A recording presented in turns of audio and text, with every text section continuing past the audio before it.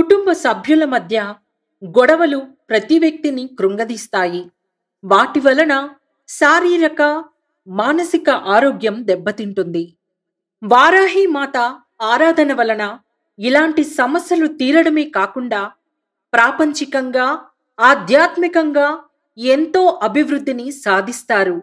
అందుకే సిద్ధగురు ప్రతిష్ఠించే వారాహిమాత ఉన్మత్త భైరవ విగ్రహ ప్రతిష్టలో పాల్గొనండి. సకల మనోకామనలను తీర్చుకొనండి. ప్రతిష్ఠ తేదీ ఫిబ్రవరి 21, 2025. వివరాలకు 1800 1022 సంప్రదించగలరు. వేదిక రమణేశ్వరం, నాగిరెడ్డిపల్లి, భువనగిరి, యాదాద్రి జిల్లా, గ్రేటర్ హైదరాబాద్.